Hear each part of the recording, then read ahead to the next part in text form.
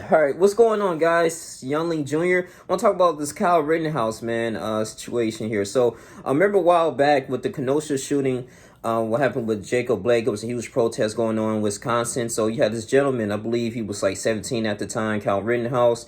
He wanted to protect the building. He wanted to go ahead and protect the blue and make sure nothing was going on. So, he wasn't pretty much, I would say his intent wasn't to hurt people or kill people, but he did cross, state lines with assault weapon, okay, which is illegal. And then he was standing in front of a building guarding it, which is supposed to be the police job to do. And because he wants to, eliminate the looters, make sure the looters will stop, destroying their own property and things like that. So, they noticed that this guy, he had a gun and he was targeted.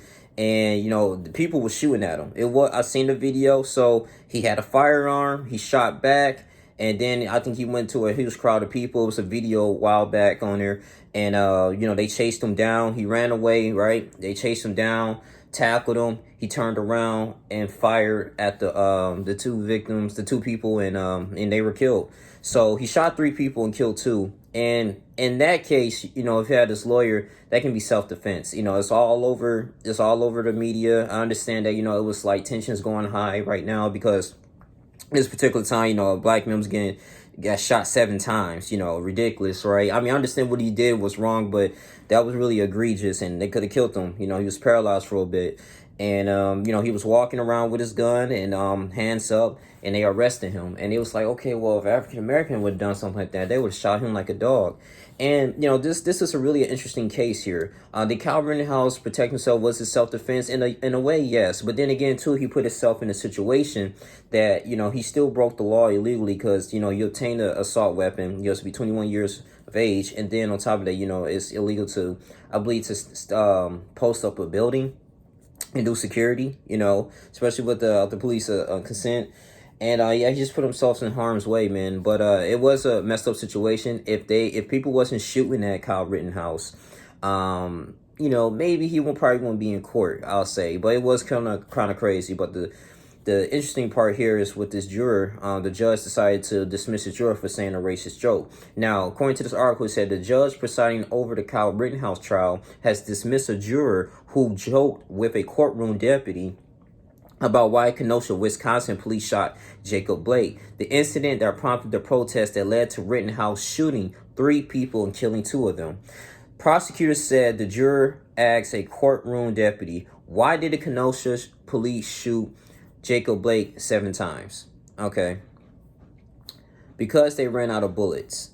He said that was his response. When the prosecutor said the juror asked a courtroom deputy, and he said because they ran out of bullets, saying the joke would show poor taste and show racist bias. And so the judge questioned the juror and asked the juror to repeat the joke, but he wouldn't do so, and the judge removed him from the jury. Judge Bruce Schroeder said it was so important to maintain public confidence in the case, and removing the juror was necessary. That leaves a 19-person jury for the trial, 12 primary jurors, and 7 alternates. Yep, they usually have alternates, so just in case little things like that happen.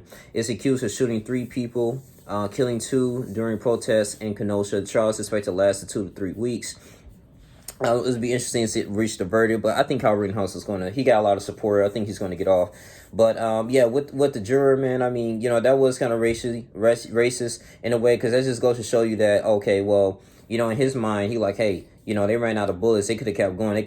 He deserved to, for the police to unload a full clip on him because of what he done. And it's really inhumane, and I think that was like it's not a right time and place to really joke about that. And maybe too, the juror probably want to get out. He probably want to, he was selected. He probably didn't want to, decide on the case as well. So it could be many reasons why he probably decided to do that, being a smart butt.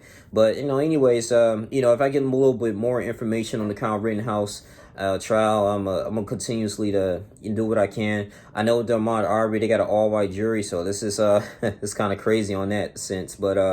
But yeah, this is my real thoughts on it, man. So if you guys want me to put more information in it, I will do it. I know this video was real brief. I just want to make this real quick, but I just thought this was like something, really crazy. So, but anyway, man, the Kyle Rittenhouse, we'll see how this goes, man. I think he's going to get off. It's going to last 2 to 3 weeks.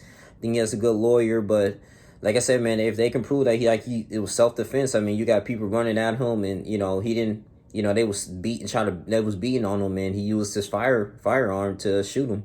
But you got to think about what was his intent. What made him decide to go down there? Because they interviewed this young man too.